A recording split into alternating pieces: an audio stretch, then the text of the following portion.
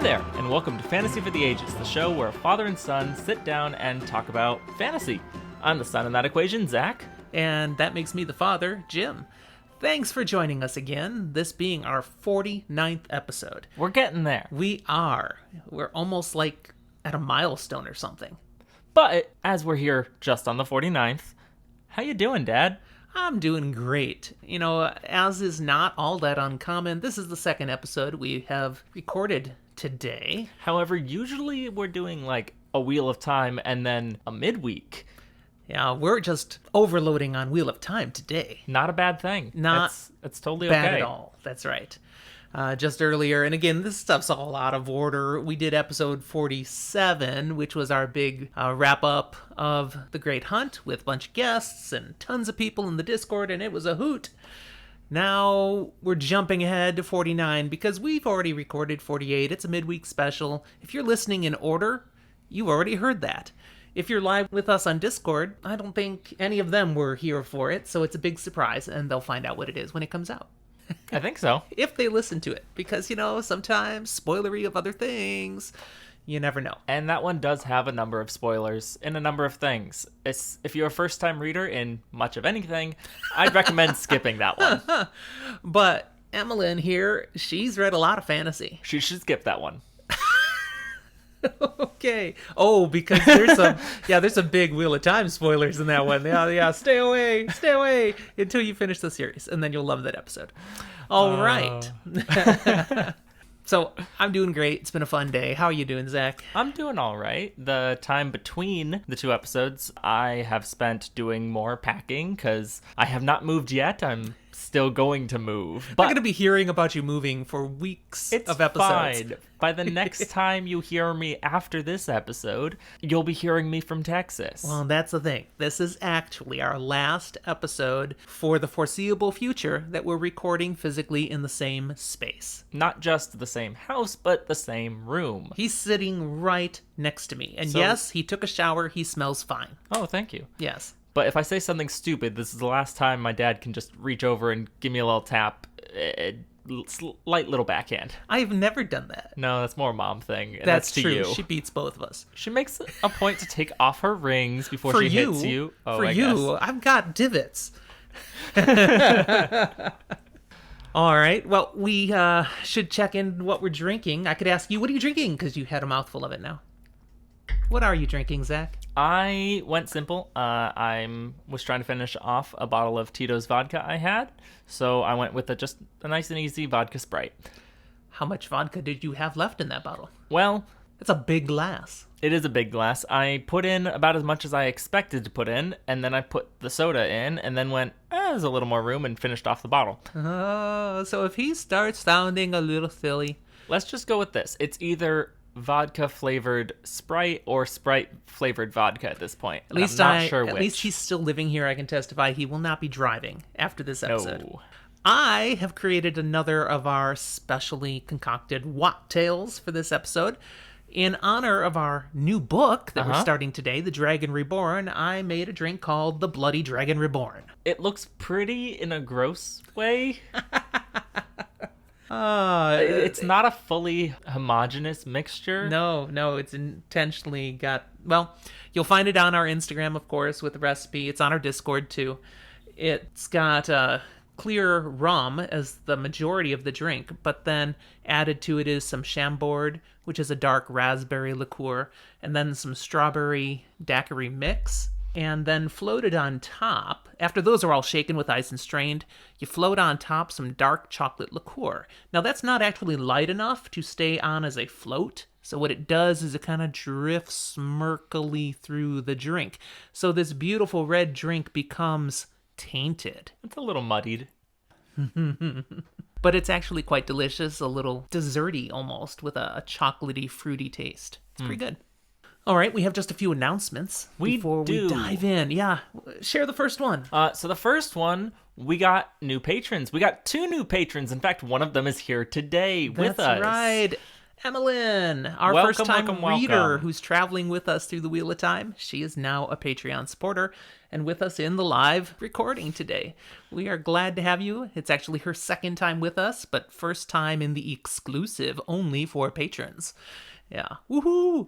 We also got Flamingo Sedai, hopped on our server. We've connected with them elsewhere, and now has signed on as a patron with us as well. That's right. So thank you, both of you, for your support. Glad to have you with us. Hope to see you around in lots of our live recordings. And of course, whenever episodes are done being edited, boom, they become available to you right away through our Patreon page. Including one will be done tonight that goes live tomorrow. I try to have them a little more than just a day before, but sometimes life and other things, and preparing to keep giving more content. That's right. Now, as we begin the start of another epic book in the Wheel of Time, we want to remind everyone that's listening that we will be sticking to our spoiler light style for this episode. We're only going to be noting and highlighting the key details that a first-time reader might not have recognized as significant. The foreshadowing, the things that, hint, hint, you might want to remember this. We'll point it out for you, but we won't tell you why. That's right. Those of you who have read all this before, you'll know what we're talking about. You just kind of have your internal chuckle as to, oh, that's right. But we will not spoil the reveals. We will have, however, at the end of the episode, and this is something Emmeline doesn't know about yet. Oh. I assume she's skipped these parts of the episodes that she has been listening to. She's not all the way caught up, so maybe she hasn't found this yet.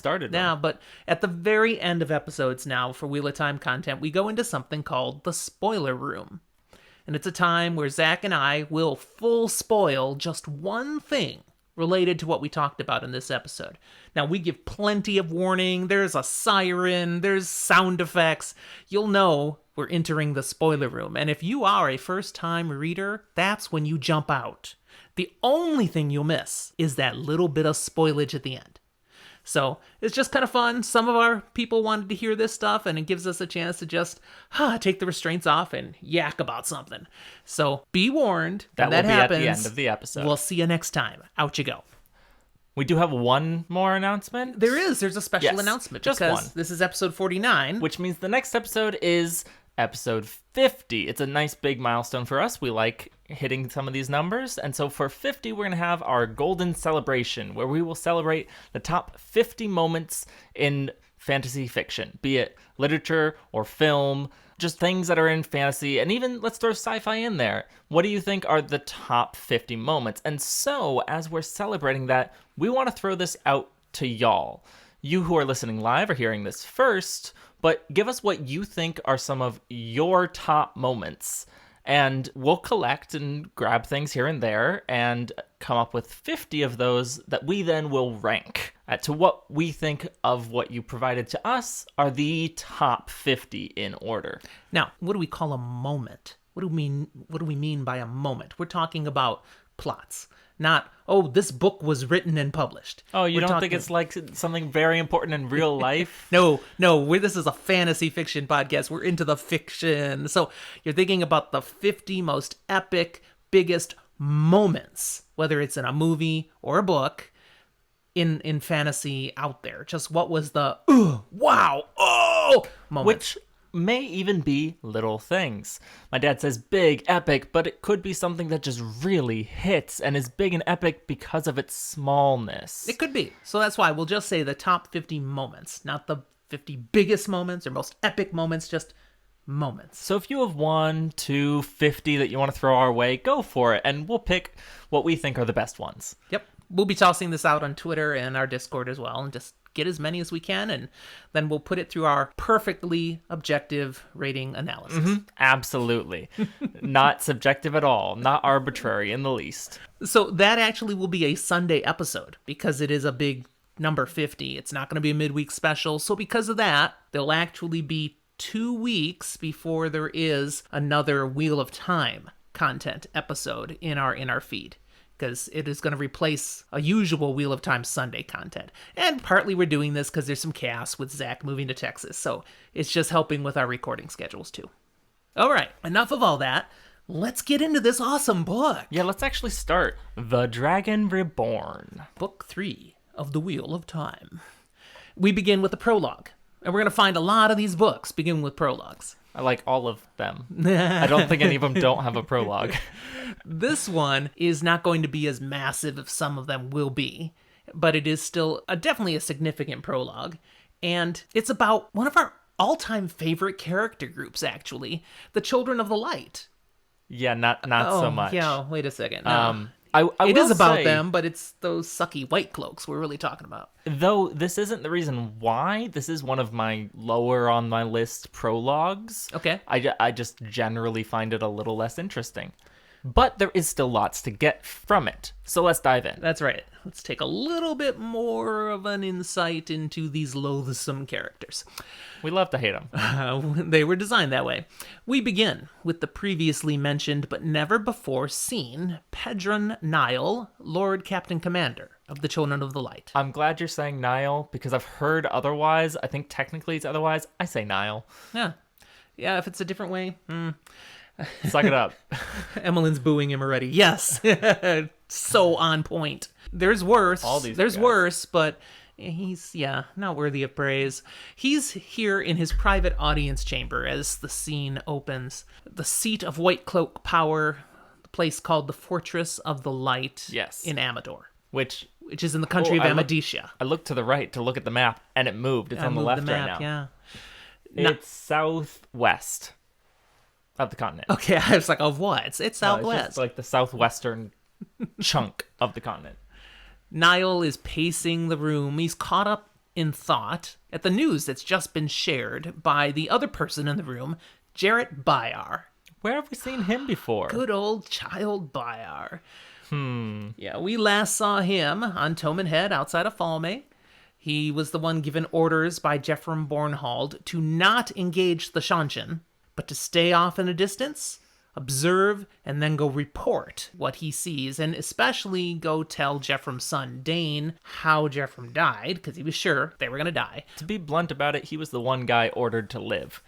But also then to report as well to their commander, the top guy, Niall.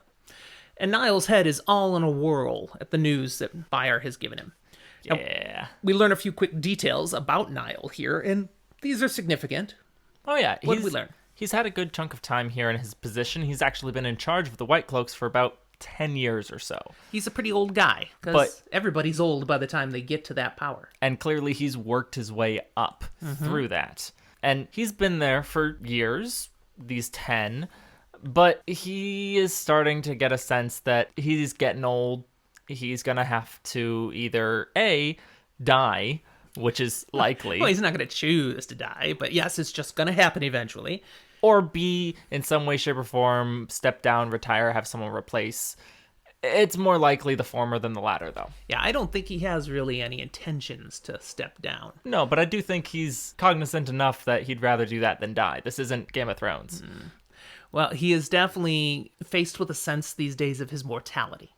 He has less days of vigorous vitality left. More fragility. Yeah, and he's got plans. There's things he wants to get done, and is he going to survive long enough to pull it off? His mind is still sharp, but the body, not always. Right. We also learned that Niall doesn't care about wealth. He's surrounded by the power and riches of the White Cloaks, but that doesn't do it for him. This is a man focused on a mission and a vision. That's what drives him. Which, notably, the fact that he doesn't care about wealth but is surrounded by it was initially a little bit surprising to me, because everywhere we go, the White Cloaks are just kind of looked at as White Cloaks and not liked. But here they sit with actual position, power, and wealth. That was a little surprising to me on a first look, just because I thought, yeah, these people are there, but nobody takes them seriously. Apparently some people do. It kind of makes you wonder if perhaps they were something more hundreds of years ago. Once upon a time. That they started out with more prestige, power, and authority, and have cheapened over the years, at least on the fringes of who they are. Maybe, maybe not. Maybe not. Now, Niall has already heard Child Byar's version of events on Toman Head twice. But he's still asking about the details. He's still pressing for little nuggets. What has Byar told him? Well, a man proclaimed himself as the Dragon Reborn, and shit hit the fan. Chaos, mass chaos. Yeah, there's fighting all across Almoth Plain and Toman Head. And many of these people who are fighting, they're saying they're doing it in the name of the Dragon Reborn. Mm-hmm. Jeffrem Bornhold. And 1,000, well, 949-ish. There were 1,000 in the beginning. Anyways, they've all been killed out there, and they were killed by Aes Sedai. Yes, which clearly shows and proves, especially to Niall here, that the 3 oaths that Aes Sedai claim, these smoke screen, not using power as a weapon, it's a lie. We see who they really are now, just like we, the children, knew all along. Burn the witches, burn! The people who had taken control of Falme, they were called the Seanchan, and they were also Dark Friends. But Bornhold, he broke them, even as he and his legion died, and the Seanchan have fled thanks to Bornhold's great sacrifice. That's what Bayar has reported. So we as readers who remember the last book, like, hey, we were there. Yeah, Wait a second. We noticed some flaws in this. That doesn't sound right. We're going to leave those alone for a moment. We all understand them. And just keep going with what's going on here. Niall is hurt enough, so he dismisses Bayar and gives him permission to depart for where Jeffrem's son Dane is, which is serving under another commander, Eamon Valda, out somewhere near Tar Valon, to give the news of how his father died, just like he had been ordered to. But as Bayar prepares to leave, he holds up and emphasizes one more time, meaning he's made this point already. Well, I mean, he's told all the information at least twice, but... Right. That they'd been betrayed. That's big part why all the White Cloaks, Children of the Light, had died. They were betrayed, and in particular... There was betrayed one dark friend, by nastier one than the friend. worst. Yes, the worst of them all. Perrin. This Perrin of the Two Rivers. Niall notes that, okay, he'll be dealt with in time. But as Bayar leaves, Niall's sort of shaking his head. He's like, okay, with all the dark friends to worry about, who has time to really worry about just one? Apparently Bayar. But he still thinks, but okay, we'll add his name to the list.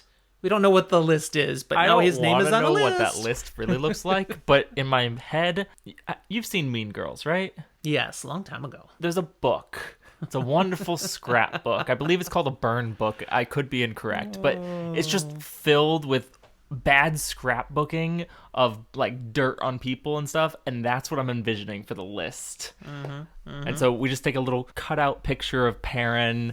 It's been horribly stenciled by Bayar in the dark, and it just gets pasted in there. Yep.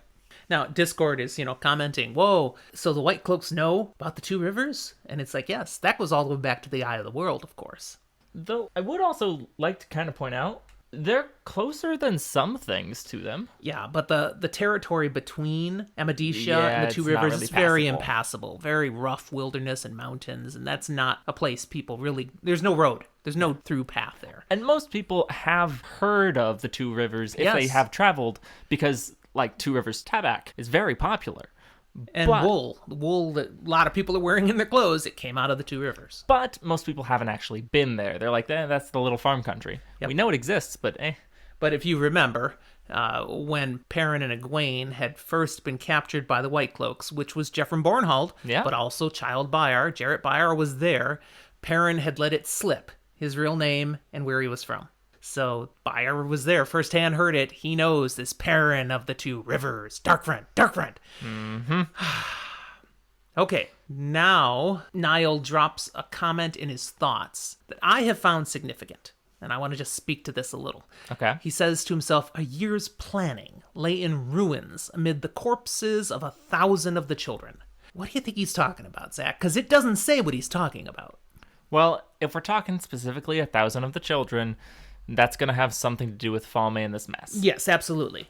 And so... but it ruined a year's planning? Likely sounds to me, especially as we've seen kind of in other things, something to do with some plot with a dragon or putting someone up as a dragon. Maybe the previous thing with Logain. Maybe there's something funky in there.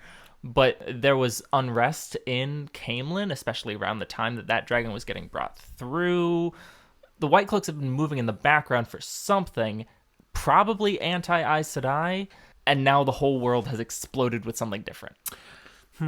I think you're thinking too broadly on You think this so? one. Yeah, I think this was more targeted towards, and we're gonna hear more about this as we go into the chapter, but Niall is thinking about how, why did he send White Cloaks into Almoth Plain in the first place? Why were they there on Toman Head? What were they doing? It was part of a plan. They went with orders. And those orders were not just instantaneous. Those were things that were months in the works to get a foothold, to grab more territory, which is part of his bigger plan for preparing for a more glorious future for the White Cloaks. World domination of the light. Yeah, absolutely. And in Niall's mind, it's for good reasons. But Yeah, it's for the light. let's touch on that a little bit further in the prologue. So All right. let's dive in. Okay, Niall now is pondering, thinking about all the events going on in the world. Yes. He's troubled at how many signs seem to be pointing towards disaster all at once. It's almost like some big cataclysmic event is coming. Almost. Terabon and Eridomon, of course, we know now they're at war. There's Yes. chaos out But there. we also know Kyrian is in civil war. Tyr and Ilian, old, longtime enemies. They're chomping at the bit, seeming ready to go to war again. They've been at war in the past, but usually it's just little skirmishes. No, they seem all out ready to go at it. Then we also have mentioned- more and more false dragons Yes. showing up. There's This ones one on on Almoth Almoth Plain. Plain, Saldea, and Tyr, all basically at the same time. It's unheard of for 3 false dragons to be out there at the same time. I mean, It's it was like, what? unheard of for 3 and 5 years. Yes. Aiel. He's heard the rumors of them being seen all across the land. Normally- They don't come out of the Aiel Waste. Nah. But also, the Athon Mier, the sea folk, they have stopped really sailing their ships, doing business as usual. They're seeking something, portents, signs. That's right. They're normally driven by making money, by merchant sailing, and that now doesn't they seem have to be so almost important to them. more of a religious calling. Ilian, of course, has called the Great Hunt for the Horn, which we know is but he Found doesn't. it. He doesn't know that. That was last book. But this is the first time they've called the hunt in 400 years, and it just happens at the same time that all these other events are happening. It's been a while. Then there's something about the Ogier. Yes, they've called meetings inside of their steading. They're being seen again for the first time in really a while. Yeah, they'd retreated so much, a lot of people with normal lifespans had kind of started to think they were just make-believe. They were myths, stories. You get things like Rand seeing one and freaking out thinking it's a Trolloc. Yeah, poor Loial being run through the streets of Camelin. Trolloc, and they want to tar and feather him. But more and more Ogier are being seen. And then, to cap all this chaos off, he's adding to it now that Aes Sedai have finally let their pretense slide. There's proof that they use the One Power against good people, not just Trollocs. Against they children did it of the against the light. children of the light. The most purest of people. Clearly, they are That's not behind English, but all it's these fine. all these false dragons. That's what he's figuring. So he puts all this together. He's not a dumb dude. In his mind, this points clearly at one thing. He takes a lot of semi-sketch information, some of it good, some of it interesting, but eventually comes to the truth that the last battle is actually coming. Yes. Which means the plans that he had to solidify the place and power of the Children of the Light, they're kind of meaningless now in the way he intended, which was his legacy, and his name would be remembered in the annals of the Children for thousands of years. No, at this point, Bennett, because there's a chance that there isn't thousands of years. But at the same time, it gives a greater urgency for him to just kind of tweak that plan. He does need to make the children a more powerful base of operation. He needs them to take more control over the So they nations. can lead the battle in the last battle. That's right. Niall pictures himself at the head of the children, leading all the nations of men when the last battle happens. And all the Trollocs come pouring out, and he's like, "Behind me! We've got this!" And Well, he becomes this hero of ages. I feel like it's more in Hero- front of hero me. of ages. This is not Mistborn. Wrong series. But it was more of an in front of me because I don't want to get stabbed. I'm old. And he said, I said earlier I never hit him. Sorry, I just accidentally hit him with my twitching. That was funny. We won't be able to do that next time we record. It's only our fault that we talk with our hands and no one gets to see it. Yes. All right, all these conclusions and thoughts, and then him starting to reshape his plan for what he'll do next, is interrupted then at this point, as Jacob Carradine, an inquisitor of the Hand of the Light, reports as commanded. Oh, questioners. And Carradine, you may recall this name, He was the one in charge of all that chaos the White Cloaks were causing out on Toman Head, including pretending to be Terabonners and Eridomani and destroying villages, executing people, hanging children. I mean, he's the one who basically went to Bornhold and went, hey, all your men are mine now. Yeah. And said that Bornhold's people were to stay out in the outskirts of Almoth Plain, raiding villages, looking for dark friends. Don't go into Falme. Mm-hmm. Niall is not happy with Caradan. No, not really. No. It comes out in their conversation that Caradan's true mission was to seize Almoth Plain for the children, to actually claim it. Because really, for years, no one's really claimed it. It's been a little bit of a no man's land, ruled by the people within it, but no true authority. No authority government. was taken by this side or that side, but never really nailed down. It was ripe for the taking, and he just needed to move in, stir up a little bit of chaos, and then save the day. Yeah. That was the job. And then just, be an occupying force. But Caradan's like, I know those were my orders, but sir, we couldn't, because, how could we know that Terabon and Eridomon, after all these years of just threatening each other, were actually ready to go to war? We couldn't know that. And then on top of that, this false dragon showed up, Aes Sedai. Undeniably supporting him. On the same side. And then also the so-called Seanchan. They had taken control of Falme. We had no way to predict that. They were just another group of dark friends, but they had the backing of Aes Sedai. And horrible monsters and all that. And yes, while I denounced Jeffrey Bornhold as a dark friend for leading his troops to Falme, against my orders. Right. It was because I did not know, I didn't truly understand what was happening there. I didn't get the news as soon as Bornhold had figured it out. He figured out Falme was controlled by these Seanchan dark friends. As soon as I knew that, I started moving my troops that direction, but it was too late. And Bornhold had done what he could, and he drove them off. His brave sacrifice, but still, the chaos that's ensued, I can't be blamed for that. So, just pausing in the middle of this tirade here, Caradan is clearly talking out of his ass. Well, he's had some time to think about, how do I make sure this doesn't stick to me? Yeah, and he's like walking through things, but I don't think many people who read it, nor Niall, buy that much of it. No. It kind of stinks. There were rumors that the Seanchan were actually Artur Hawkwing's descendants, returning from across the sea. But he says, no, that's complete nonsense. And I even have 2 pieces of evidence that prove... 2 very good reasons. Absolutely.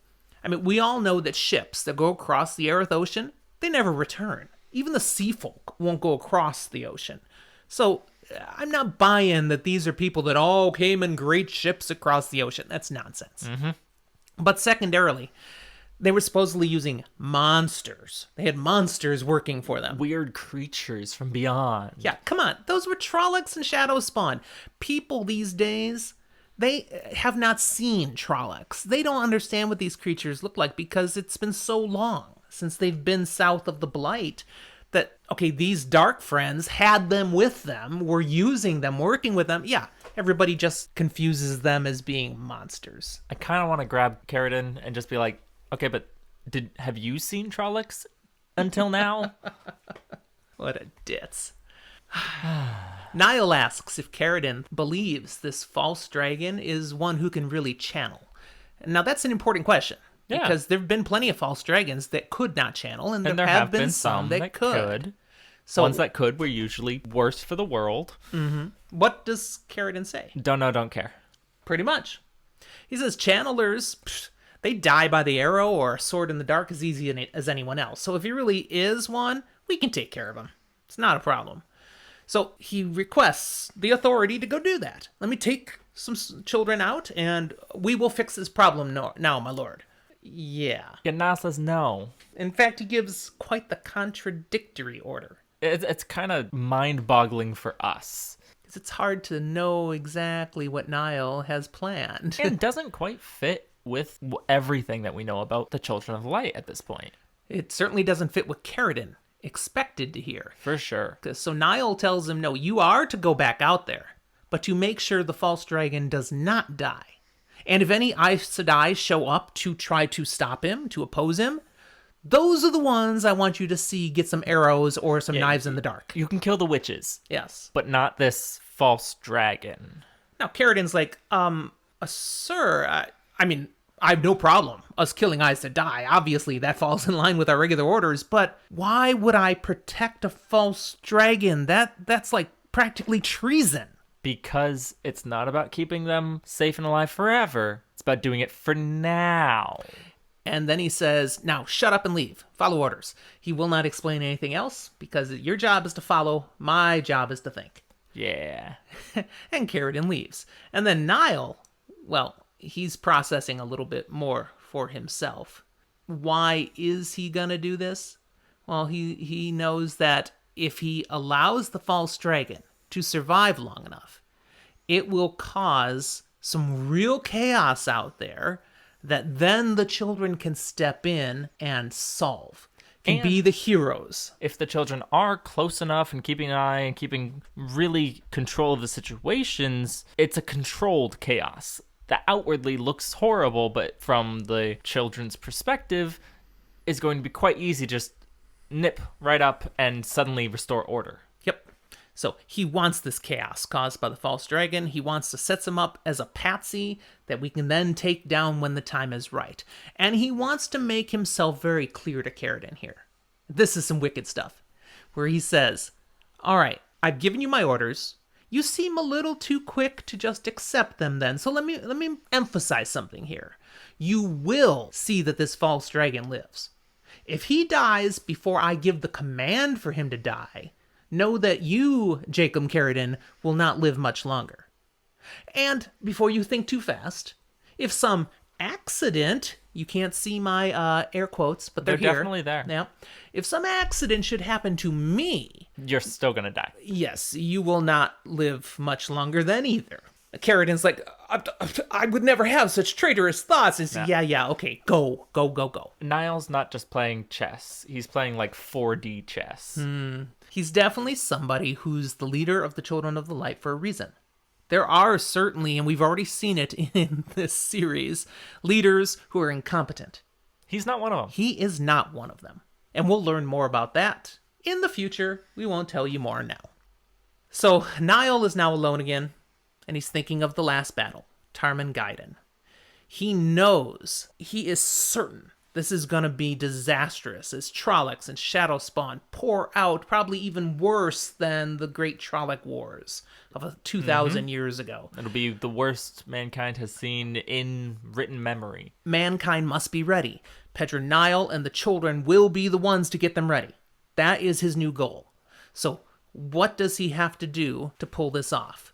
And as he starts to think about, okay, the next step will be, well, then he's interrupted again. Cue new person to this scene. Yes. Ordeith. What a name. Yeah, this spindly little man slips into the room from a hidden passageway. Ordeith? Ordeith. Or Ordeith? Ordeith. Ordeith. Okay. Totally Ordeith. So we're not going like German on the pronunciation here.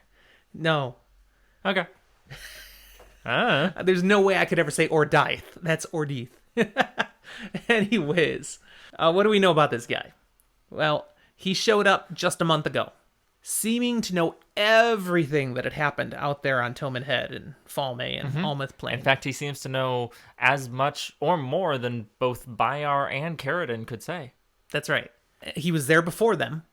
And so when they show up and they're telling their stories, Niall's like, okay, I already know all this. And I know more than this because I've got this guy with me. Now, his name is clearly made up. And Discord is already commenting. So Ordeith walks in and talks to King Théoden. Yeah, you kind of got the right idea. It's a little the on the nose character. if you are a Tolkien fan. Ordeith in the old tongue here means wormwood. Worm tongue, wormwood. Yeah, exactly. Regardless, he's impressed Niall. He's clever. And he's helped Niall see the new pattern. All that stuff we were talking about before. But he's putting these pieces together for the last battle. Yeah, Ordeith has had something to do with Niall seeing this picture. Now, that being said, Niall also is pretty dang sure that Ordeith is, like, at least half mad. Oh, yeah, this guy's got a screw loose. No doubt. Ordeith knows this false dragon. a man named Rand al'Thor from the Two Rivers. What a quinkadink. He says he also knows the other two boys, Matrim Cawthon and... Matrim? I always said Matrim. I know it's Matt, but I always said Matrim. Matrim. You say Matrim? Because that's why it gets shortened to Matt. Well, could be. Not all shortenings work that way. Mine does. Yeah, yours does. Yours doesn't, and it's wrong. We're going to call you James from now on. See, things change. Anyways, the Cawthon boy and Perrin Ibarra, they're all dark friends. Them and Rand al'Thor, they're all totally evil. This he knows. Definitely. And Ordeith cannot hide how much he personally hates these boys. But that's okay. I mean, we've never seen a zealous child of the light. Nothing like that at all. However, Ordeith is not a child of the light. No. He's just a guy that showed up there and somehow wormed his way all the way up next to Niall, and Niall's letting him stick around. Is that the correct singular of children of the light? A child of the light? Yeah. It just feels weird to say. Like, it's correct. Well, you could just abbreviate him scumbag instead. That feels like an oversimplification. And there's a couple of interesting notes that you pull out of their conversation together. One is that multiple times he refers to Rand as the dragon. Even though Niall snaps at him, false dragon, he keeps calling him the dragon. Interesting. Even though he's, oh, of course, my lord, a false dragon, of course. And he doesn't call Niall my lord, he calls him great lord. He does. Repeatedly, great lord. Yes, great lord. What can I do for you, great lord? May I polish your shoes, great lord? Kind of, over the top there, buddy.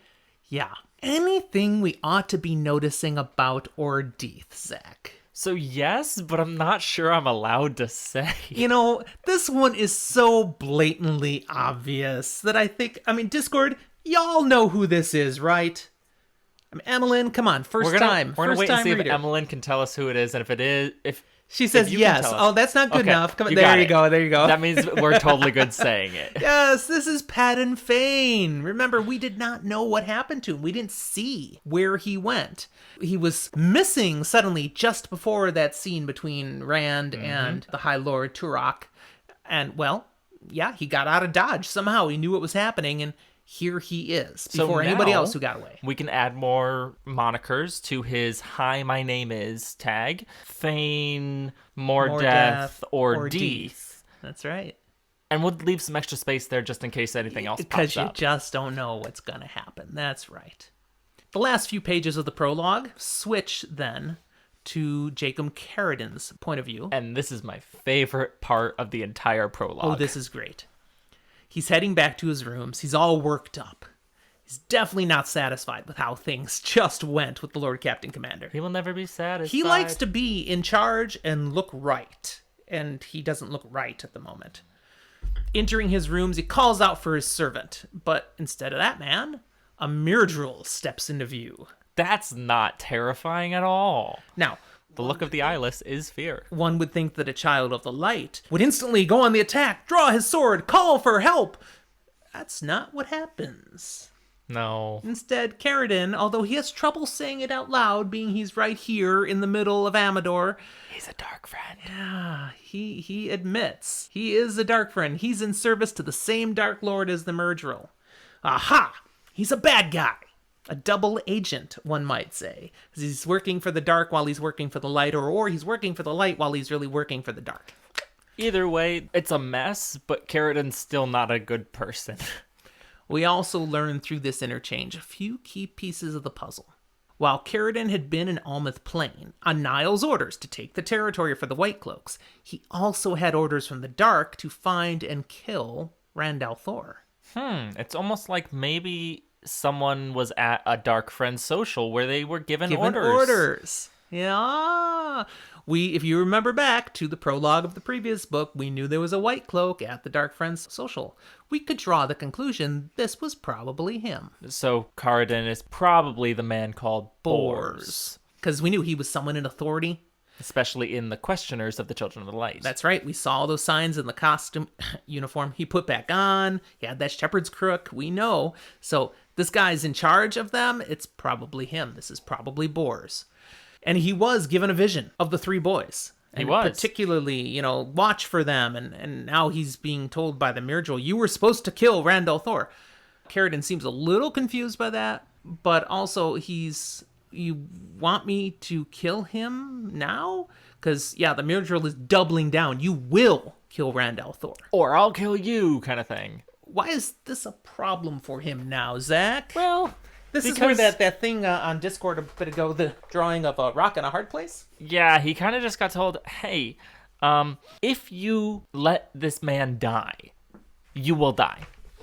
Yeah, if you kill him, if you have some other accident happen, whatever, you are going to die. Whereas now the Myrddraal says, you will see that this guy dies. Or bad things. That's right. For every month he is still alive, one of your blood will not be. And the longer that happens, the more of your relatives are going to be killed. And when I run out of relatives, then your time is up too, and I'm taking you to Shaiol Ghul, where you will die miserably and painfully over years. And we get one last key thing in here that is really important to realize, and that's that this Myrddraal warns Carradine that he needs to pursue this task and do it. The Myrddraal's not just going to sit around and go, yes, when you've killed him, you're good. Or like you have a set amount of time. No, he says, if you choose not to pursue this, I'll know. That's right. Because he's implying there are other dark friends here as well. Yeah. Turns out this shady group of pure people are maybe just shady and not pure at all. Riddled with dark friends. You never know who's a dark friend. Now, he could be lying. Carradine could be the only dark friend in the White Cloaks. Yeah, chances are that's probably not true. With that, the Myrddraal departs, and Carradine is left to act. But which way does he act? Whose orders does he obey? Again, as we said, he is clearly stuck between a rock and a hard place. So, Zach, you are clearly no dark friend. You sure? I'm going to go out on a limb and say you are not a dark friend. Okay, some listeners might disagree with you, but we'll go with it for now. But if you were stupid enough to get yourself into Carradine's predicament, which decision would you be making? I probably would lean more to the side of trying to kill than try to protect, because a Myrddraal is a little more terrifying than a man. And one of those things seems to lead to more personal one's pain like, and suffering. all my family gets murdered and then eventually I'm tortured to death. The other is like, I get poisoned and die. Like, neither is good, but one is clearly worse. Yeah. But that's the end of the prologue. That is. We don't really hear any more of what he's going to do now. It's kind of left there to wonder. All we know is he's screwed, and, yep. So let's move on to Chapter 1 of The Dragon Reborn. It begins, of course, with some familiar lines to set the stage. Zach, would you like to read these? Sure, I am actually going to pull it up in the book. I know you have it written down, but sometimes we mess up with our writing, so just in case. All right, these classic lines, now they always have just a little bit of a difference that sets the stage for where we're beginning. So there is a little nuance here. See if you can spot where the differences are. There you go. Go for it. The wheel of time turns, and ages come and pass, leaving memories that become legend. Legend fades to myth, and even myth is long forgotten when the age that gave it birth comes again. In one age, called the Third Age by some, an age yet to come, an age long past, a wind rose in the mountains of mist. The wind was not the beginning. There are neither beginnings nor endings to the turning of the wheel of time, but it was a beginning. Classic. Love it. And with that, we find ourselves somewhere up in these mountains of mist. Which we've heard of before. Not the Misty Mountains, to be clear. Oh, Misty, yeah, no. The Mountains of Mist. And we're with Perrin Ibarra and 5 Shienaren soldiers. They're astride their horses waiting for someone, on the orders of Moiraine Sedai. And Perrin is not happy. He feels like they're all stuck. They're just dangling on the will of Moiraine. And he's very frustrated about this. But I mean, it's fitting. The chapter was titled Waiting. Kind of on the nose. As they wait, there are a couple of references in Perrin's thoughts to a tickling, an itch in the back of his head that Perrin keeps suppressing. What's that trying to remind us of, Zach? Yeah, Perrin's still shutting out the wolves. Yep. He's gone back to going, keep away. That's right. He used them when he needed to, but now he's like, well, because they're in the Mountains of Mist, there are wolves around. And, oh, two-leg. They like that, and he's trying to keep it out. I'm just saying, Perrin, buddy, you're being a really terrible friend. You're calling on people when you need them, but not being there if they need you. What are you doing, man? What a user. After waiting a while, as the chapter said, they finally see a rider heading their way from the direction of Terabon. Now, Perrin sees her first. He can tell it's a woman. Those nice eyes of his. Yeah, and the soldiers have come to see this because they've played this game a few times already, where they've been sent out by Moiraine a distance from their camp to wait for someone. Now, we don't know how Moiraine knows someone's coming. We don't know why they are coming. How do they know to come here at all? All they know is, go wait for this person. A person. They're not even told who to wait for, but somebody's coming. It's kind of a lot of, hey, I'm the Aes Sedai, go do what I said. Yep. And that's part of why he's frustrated. We're not getting answers. We're puppets. We're being told what to do. We're being controlled. But at the same time that he can identify there's a woman coming, someone else shouts out, Raven!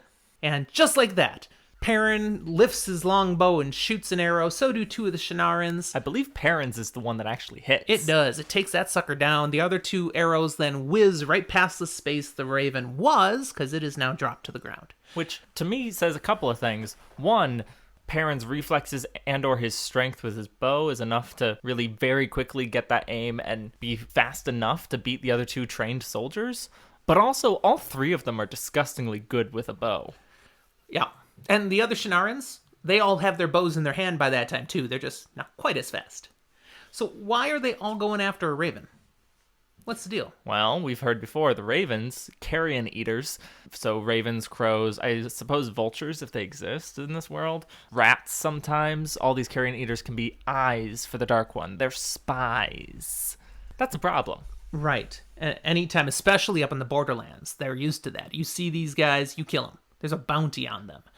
But we do learn, or have already learned, that it's not so simple as like, I'm going to make a pull from a different series here. It's not like warging. Right. It's not someone actually looking through this raven's eyes.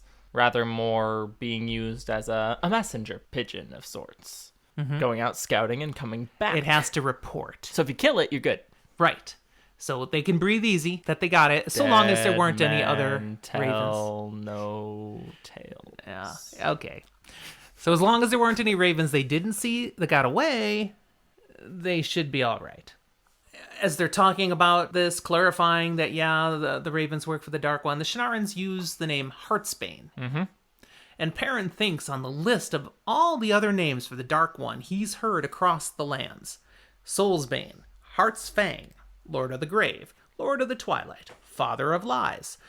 Why all these different names, Zach? Well, there's a little bit of a Harry Potter Voldemort thing going on, where saying the Dark One's actual name quite literally draws his attention to you. Have we seen proof of that in the series? I mean, we've seen people say the name and the world shook. Seems to me it was Rand each time. Yeah, and no one else noticed. Just Rand. It's not a good thing to say Voldemort. So let's just stay away from it. Exactly. All right, as the group waits for the woman then to draw closer, we get a reminder of how much better Perrin can see than the average person. These golden eyes of his, for sooner than the rest of them, he can make out, because of the colorful attire she has on, that she is a tinker, one of the traveling people. Just one tinker? Yeah, there's not two tinkers here. Gotcha. Just one. They're the ones that always dress in these bright, mismatched colors, and it's obvious. Nobody else would be dressing like this, so this is a tinker. And Perrin spent time with them, so he's familiar enough as well. He spent that close to almost a week. I think it was longer than that, wasn't it? I don't think so. But this does then add one more variation to the kind of women who have been coming. It's always been women who have come, that they've had to come out and meet and bring into the camp. There have been high women, beggars, We're talking all like in beggars, between. nobles. Yep. From Terabon, Gildan, even Amadisha, but not a single one of the Tuatha, these tinkers, before. Until now. Yeah. Massima. He's one of the Shienarens here in this group. And it's the ones we're very familiar with. Uno, Regan, Massima, the usual group from the beginning. The ones who got their names, but then also got some dialogue. Yeah. Massima, good old cheerful Massima. Yeah, right. Yeah. He's got a disparaging word when he hears about the Tinkers. A bunch of cowards. Now, why would he think they're cowards? The way of the leaf. That's right. They refuse to act violently. Period. Harm anyone or anything. They won't even touch a weapon. So, in a Shienaren who's, raised in a army culture, a militaristic culture, those are cowards. They won't fight. But Uno actually defends this woman for a moment. He does. He steps up and goes, hold up. How is it cowardly to wander completely alone without really knowing where you're going in the mountains by yourself as a woman with no weapons, not even a willingness to touch a weapon? Regan's like, yeah, I wouldn't do it. Nope. Neither would you, Massima. I come on. in armed to the teeth with others. Yeah, this takes courage, not cowardice. Or just stupidity, but I don't think that's the one we're going with. When she finally draws close, she still hasn't seen that they're there. They're on their horses kind of in the shelter of the trees. And so Perrin brings them out into plain sight. And she jerks her horse to a halt. But Perrin notes she still doesn't smell afraid. And then he's frustrated with himself. Stop it! Because he's smelling how someone feels. Going back into the whole wolf things, and it's like, no thanks. Please no. So it's another sign that these symptoms that these skills and abilities he's developing, the vision, the smelling. I think it's interesting to call them symptoms because I think he sees it that way. Yeah. And it's almost a wolf disease. Right. And he's trying to deny them. He's trying not to use them. But they're everywhere. They're integrally part of him and he can't stop using them. That's kind of the point. They do then discover, in speaking with her, she is seeking Moiraine. Although she intentionally doesn't call her an Aes Sedai. She mentions the name. Yeah, I'm looking for a woman named Moiraine. So it was clear she was going to say an Aes Sedai named Moiraine, and she pulled back. Her name is Leia. Not spelt like Star Wars. The hair's probably different too. You're my only hope. Okay, Perrin and the gang escort her to their hidden camp, as they've done with all the others who came seeking Moiraine. They go out, they find the person, they bring them back to where is hidden. And it's quite a trek all the way back in. It is a well-hidden camp. A few miles, probably. Yeah, it takes them some time. So along that way, Perrin's gonna talk with Leia a little bit. Now, as you mentioned already, he spent time with the Tuatha back in the Eye of the World. Mm-hmm. He knows their ways. He understands their commitment to non-violence. And so he's surprised that one such as them would be involved with whatever this stuff that Moiraine's doing. And Leia makes a really good point that Perrin just can't accept. And that's that it is possible to oppose evil without doing violence. You can fight the evil without ever actually fighting, without doing anything remotely violent. And Perrin's like, that's not how that works. I've fought Trollocs. That's not how that works. Yeah. She says, if we actually had violence come at us, we would flee. And we would flee because not only are we trying to not be hurt, but we believe that someone hurting us is hurting themselves. And our commitment to not harm anyone compels us to not let them hurt us because it would be hurting themselves. He's like, this is so stupid and frustrating to him, but I want to ask you, what do you think of the merits of that belief? I think it's cool. I think it's quite noble. I do, however, think it kind of puts the onus of responsibility for these horrible acts or just any violence in general on the victim sometimes even, that, if you don't run away, you're hurting the other person by letting them hurt you. And that, it rides a line where it starts to get a little dangerous of a way of thinking.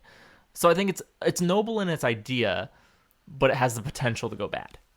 Okay. Well, Leia makes it clear that they fight the shadow with the strength of their belief. What is this, it? I bet we'll see something in Discord soon now. And Perrin, he scoffs that, he hopes they never have to face down Trollocs with those beliefs. The power of friendship. Yeah. I want to point out right here, foreshadowing.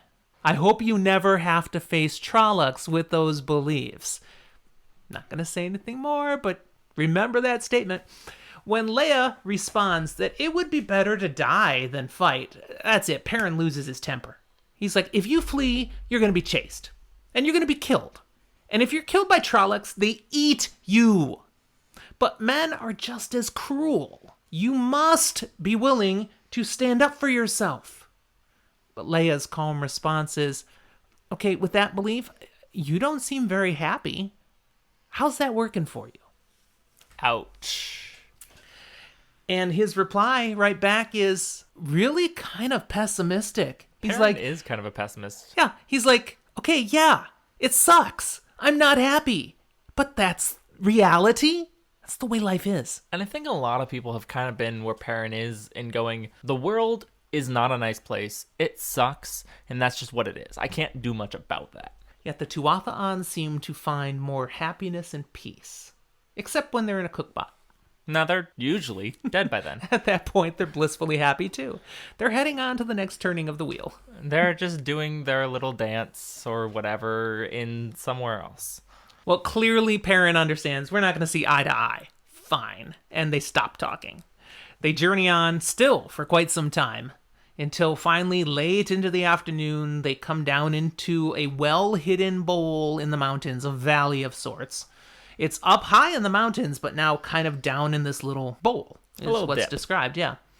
And in the center here, there's a few log huts. There's some cook fires. You see a few men about, not quite a dozen. And that clearly says a couple of things right off the bat that we've kind of kept track of and we've heard a little bit. But, like, this isn't somewhere that you just, like, stopped for a couple days. This is you built cabins. You were intending to be here for a little while. Yep. Oh, and there's something a little more unusual right in the middle of the camp, too. Not just a few men hanging around. We see an Ogier. Hi, Loial. Loial. You're still here. And he doesn't even notice them because he's got his nose at a book. I mean, it's a big nose. It's a big book. And there is one other person, a young woman, who speaks up at this point, wearing a short coat, tight-fitting, and some breeches, and got short hair. We know from our experience, this is Min. Hi, Min. And she's like, hey, I didn't think we'd maybe even see you until tomorrow at this point. So, hey, good that you're back. And in the center of this little area, there's a pole in the ground with a banner on it. And just at that moment, very theatrically, made for television, puff of wind comes out and stretches it out, and you see a dragon on it. It's the same dragon banner we saw before. It's probably a different pole, because the one that Perrin quickly chopped off was good for temporary. They've set up camp. Yep. And Perrin announces, welcome to the camp of the Dragon Reborn, Leia. End of chapter. End of chapter. And we'll move on to one more chapter. This one's gonna suck in some way, because its name is Sidene. What do you mean it's gonna suck? I don't understand why it would suck at all. What do we know about Sidene? I mean, it's a wonderful, powerful, tainted thing. Yep. The male half of the true source that will drive male channelers mad. What could go wrong with this chapter? We've never seen anything destructive with this at all. We pick right up where chapter 1 left off. We're having Leia surprised to see an Ogier. Wow. But then she kind of puts that aside, focuses on the reason she's here, and she's like, I need to see Moiraine Sedai. Where's Moiraine? She is actually, at this point, being in and actually, like, not all secretive, saying Moiraine Sedai. Yeah, this is clearly where she was supposed to go. So pretense has been dropped. It's an Aes Sedai she's coming to see. Yeah, Perrin points one of the huts, says that's where Moiraine and her warder land. That's where they stay. But here, let us get you something to eat. Surely it's been a journey and you're cold. She ain't having any of that. She insists, I must speak with Moiraine immediately. And she heads that direction. And Perrin, he's just shaking his head going, yep. Just like all the other women. Once they get here, they want nothing, they won't do it. He thinks of one. There was a beggar who came with nothing on her feet, wearing practically rags. She's freezing, and still, she won't take a blanket, she won't take food, anything. She has to talk to Moiraine. It's like they all have a gesh upon them. They must fulfill this urge. Yeah, I dropped that word on purpose. I need you to spell it. Geas. That is not how I would say that word. I know, but I looked it up. No. Because for years, I've always said like a geas or a geas. I didn't know, but it was recently in a book I was reading, a fantasy book. Yes. And this time I looked it up. How do you pronounce this? And I was like, are you kidding me? Are you kidding me? Gesh. That's how you pronounce it. Gesh.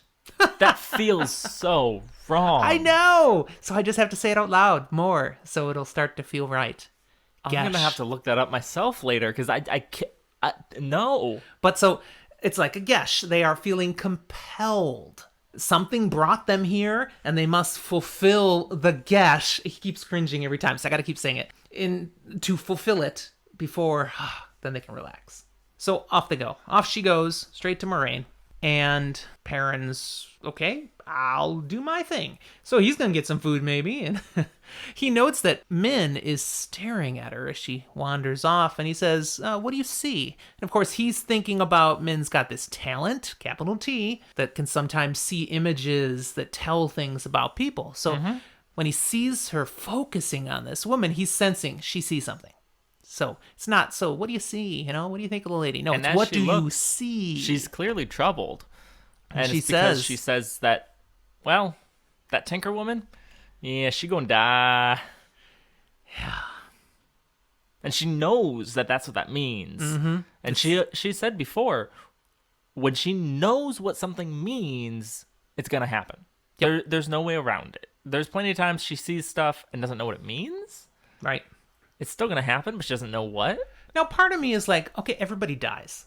So what's the big deal? Well, we'll get to that. Yeah. But Perrin, as he, he wants to question her some more, but before he can even say anything else, Min's frustrated at this very vision. She's like, all I ever see are sad, depressing things anymore. There's no happiness in the world. She used to see like people get married or have a child. All she's just seeing is doom and gloom now. Yeah. Not fun to be Min. So Perrin does question her then. Learn, okay, well, what do you mean that she's going to die? What else do you know? And she confirms she's going to die violently. I can see that. And like we've said, 100% of time, what Min sees will come true. So she is going to have a violent death. And there's no way to change it. That's right.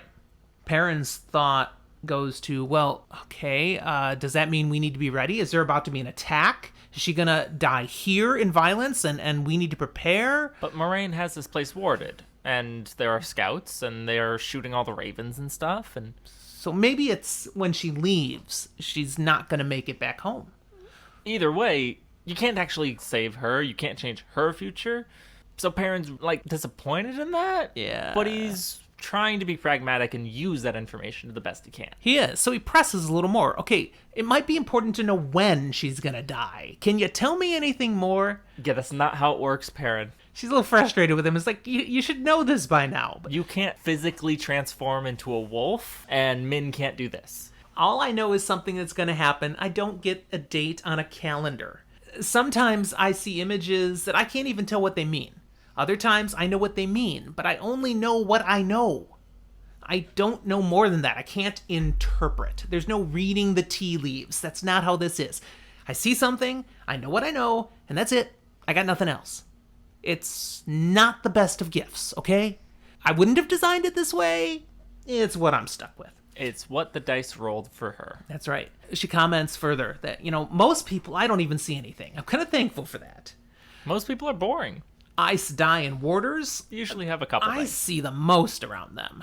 There's always stuff around them, and a lot, most of the time I can't even tell what that stuff means. They're the ones that are the most difficult to read, so I just see lots of images, and it's nonsense. She does note that there are a few people that she sees even more around. And she looks meaningfully at Perrin when she says that. And he's like, stop! I don't want to hear. I don't want to hear. I don't want to hear. She's implying, obviously, Perrin, and I think she's meaning Perrin and Matt and Rand. Taviran would be ones that at the very least, definitely sees a lot around. Their core group and friends, the ones that she described seeing all the sparks around at the inn way back in the Eye of the World. Yeah. So he's pretty harsh when he says, zip it, I don't want it. It's basically a moment of turning going, hey, shut up. And then he feels bad. Perrin doesn't like to hurt people. No one likes He's a little having puppy. He doesn't want to hurt saying anyone. Shut up to someone. You usually feel bad. So he apologizes, but she's like, no, it's okay. I understand. I wouldn't want to know what's going to happen to me. I get it. So it's fine. But it is kind of strange to me how much you're concerned about that Tuatha. I mean, she's so committed to nonviolence, and I always see violence around, and he's like, ah, and walks away. She started to say what she sees. It's like, she just can't help herself. Yeah. But as they're talking right there next to Loial about this Tuatha, Loial finally looks up and he goes, oh, I missed that you'd come in and all that. And he comes on over, and Perrin has this fleeting thought about some of the older stories about Ogier. Specifically, how fierce they are. Yeah. That ain't Loial. Nah, Loial is a teddy bear. He's a lover, not a fighter. Indeed. Although he would not sing like Michael Jackson. I mean, he can sing. Yes. He's Not that. very good at Not it. that. In fact, he's apparently one of the more talented young tree singers. Somebody make a gif of Loial doing the moonwalk. That's what I want now. Loial Or doing the even moonwalk. better, do the cosplay yourself and send me a video. All right, the conversation now switches away from the Tuatha and over to Min ranting a little bit about being annoyed that she's caught up with these Aes Sedai and these two river boys, and all she wanted to do was live her life in peace. And Loial, he's got his old thing to bring back into conversation here. Ta'viren. That's right. And he actually gives a description of Ta'viren that's very accurate, very helpful, where he says, everyone is impacted by the lives of others. It's normal. Just going about your life, you are causing ripples. Which is an important lesson for us to remember in real life. The smallest thing can make a huge impact on somebody. That's right. So just you being you tug on people around you. Ta'viren do the same thing, but their tug is a lot more powerful. That's They just all. do it a bit more. And the more strongly they are Ta'viren, the stronger that impact. And the closer a person is to a Ta'viren, that proximity also increases how much you're affected. The Ta'viren themselves, though, they're the most impacted, because the wheel has set a path for Ta'viren. They have anointed them to do something, to be something. It's a course correction in the turning of the wheel. And just about any way that they choose to go will put them back on that path. That's right. So if they try to resist and go their own way, they're going to be steered back to what has to happen. So it kind of sucks to be a Ta'viren. You have free will in your perception, How but you feel about it. not in your actual course of life, which is interesting. Now, regardless of how Min may feel frustrated about having to be sucked into all this and be impacted by Ta'viren, Loial's like, I feel very fortunate. Because he's fallen in not just with one Ta'viren, but 3 of them. And it's awesome. And 2 of them are still here. And he says, in fact, okay, don't laugh, but I'm writing a book about it. It's okay, Loial. We're reading it. The conversation ends as now there's a stirring of people elsewhere. They look up because, Rand has exited from Moraine's hut, dressed in his lordly fine clothes, big fancy cloak that has the same dragon on it as is on the banner.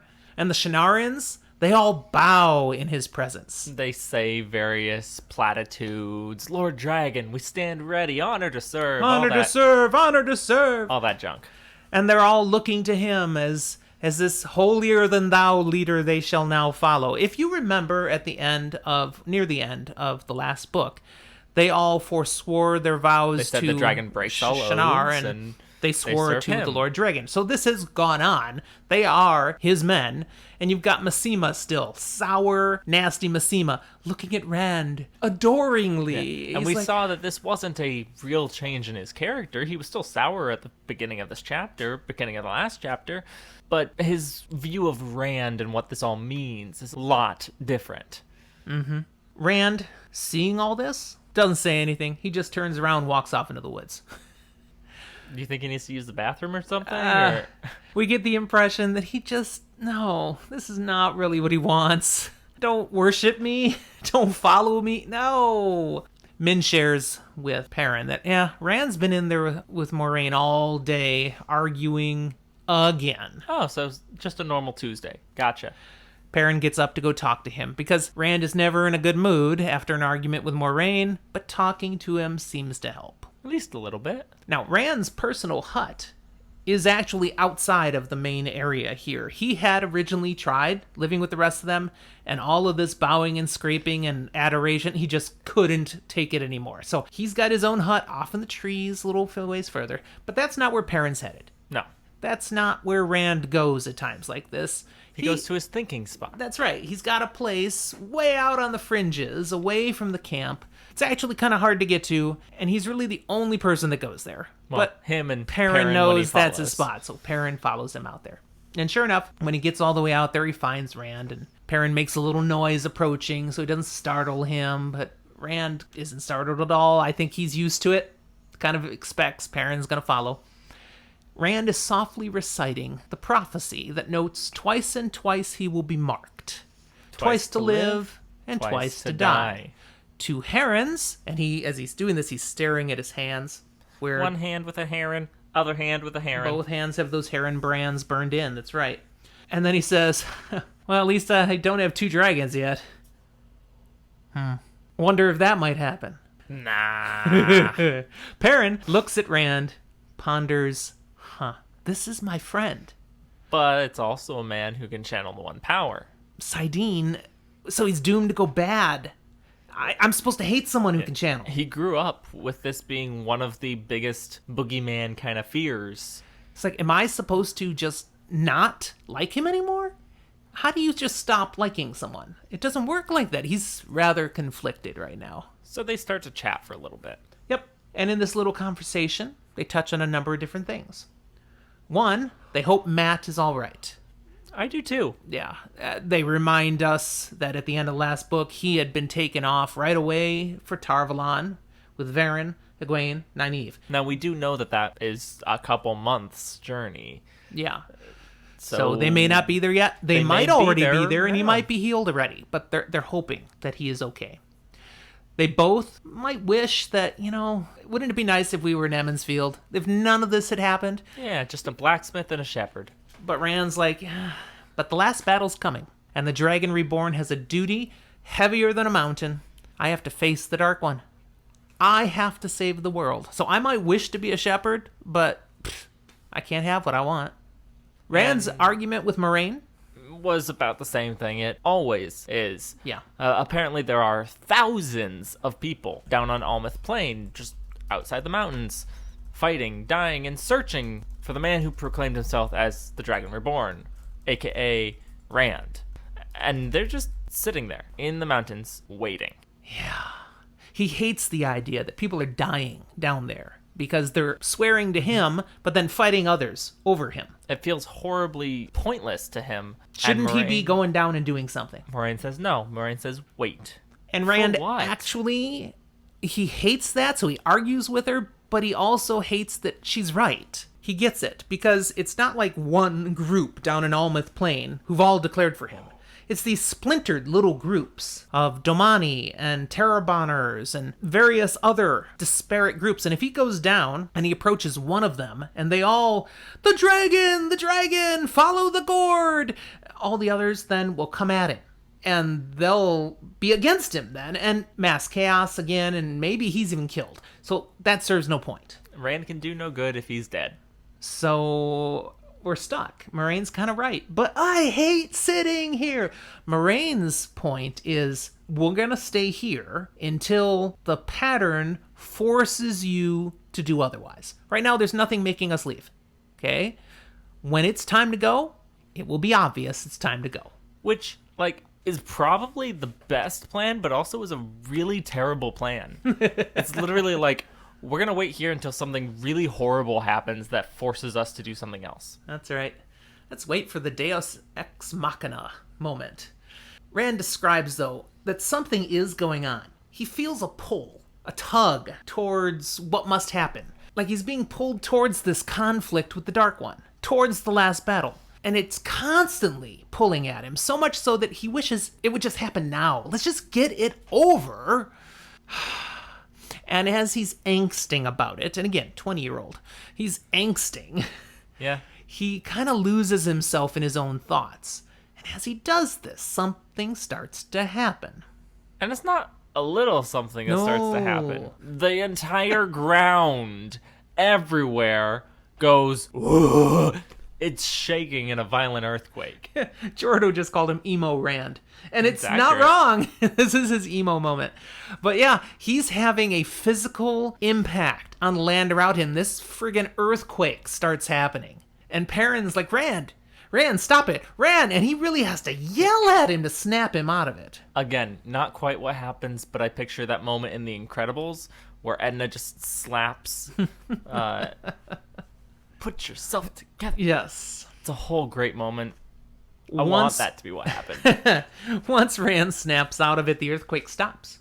And Rand says, okay, here's the problem, okay? This pull I feel is also tied to Saidin, the true source. It's always calling at me. It's always pulling at me. It wants me to reach out. And when I do, like I just did, it feels wonderful. But it also feels nasty. There's this coat of vileness on it, the taint, and that's ugh. But even so, I can't help wanting to reach through it. I don't want to, but I do. But when I try to grab Saidin, sometimes it does work, and I can do amazing things, and I feel incredible. And then there's other times I go to reach for it, and nothing. It's like grasping at air. What if that's what happens when I'm facing the Dark One in the last battle? What if I can't do anything with Saidin? That's a problem. Yep. But Perrin just kind of points at everything around them. The whole land, just like, trees are toppled, the rocks are cracked, and goes, hey, yo, Rand. You didn't have trouble touching Saidin this time, man. And Rand, until that moment, he didn't realize the damage he'd done. He was so lost in his own thoughts and his own feelings, he had no idea the ground is shaking. So he's like, oh, dang, sorry, man, my bad. Oops. Perrin suggests maybe we should head back to camp. It's going to be dark soon. But Rand, he's still in emo Rand mode. Says, no, go on alone. I need some more time. Perrin turns to go, but then Rand asks one last question. One more. Perrin, do you have any dreams? Do you ever dream anymore? And Perrin says, this is an interesting thing he says here, actually, in the book. He says, sometimes, but I don't remember much. But what he doesn't say is he thinks to himself he's learned how to set guards on his dreams. What's that about, Zach? He's learned while still shutting out wolves to let wolves watch over his dreams. Yeah, we saw that in the previous book. The wolves have been shielding Perrin, protecting his dreams. And so in his dreams, at least, Perrin is not stopping that. I would sense he's not actively encouraging it either. He's just not fighting it, because it works. My dreams aren't bugging me anymore. I don't think he's like embracing the wolves to come help him with that, but rather it's just like once he gave them permission to come in the door, he couldn't force them back out. That's right. Rand comments that he's always having dreams. And perhaps they're telling us things. True things. And then he just returns to his brooding, and that's the end of the chapter. Back to emo Rand. Yep. And that's where we're going to stop for today. The end of our episode. That's right. Kind of. Now, we will in a little bit move to the spoiler room, but first we'll end as we typically do. So we want to thank everybody who's been with us today in our initial journey through this third book of the Wheel of Time. If you're enjoying it, as always, we would ask you to spread the word. Tell other people who you think might also enjoy the podcast how to find us. You can also do that through Apple, where Apple Podcast lets you rate it. Go ahead and throw 5 stars there. Add to what others have already said with their star ratings. And even if you want to go all out, make our day, write a little review. We will read reviews here on the podcast until there are, 2,000 of them. We'll probably have to draw a line eventually. But right now, just space them out. We can fit some in. Yeah. So we would love for that help. We also really enjoy hearing from people who have been listening to the podcast. How could they contact us? How could they communicate with us? Well, the old school way is through email, FantasyForTheAges@gmail.com. It works. We check it. The newfound fangled way is through Discord. The link is on pretty much any episode that you can look for. That's right. It's also always on Twitter. You can find our Discord link in our little profile on Twitter. So, of course, Twitter is another great way. We are active, and you can find content from us. That's right. And we are on Facebook. I look there about once a week. It's kind of a slow-dying platform. Don't tell the people sinking money into it, but we just don't find much happening there. I check our Facebook about as often as I check my Facebook.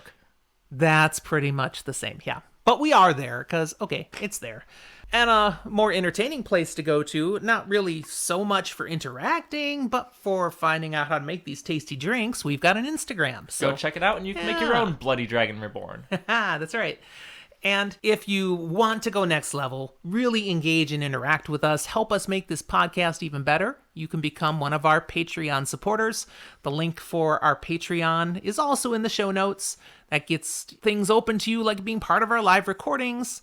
Sometimes we throw in requests for what do you want us to do next for our midweek specials. We toss in polls there, and we get the content out a little earlier for our patrons than we do for everybody else. So, And for those of you who already are, I just want to say one more time, thank you very much. We very much appreciate it. Absolutely. I think that's all we have before the spoiler room. So for the rest of you, we'll talk to you next time. For those of you still here, Now we can enter the spoiler room. bum, bum, bum. Okay, I planned this time, so I have two things ready. So if you take one, I'm ready for the other, but maybe I'll get to go first. Okay. Rock, paper, scissors. I go first. He gets to go first. Good thing I planned too. What are you going to spoil today, Zach? I'm going back to the prologue.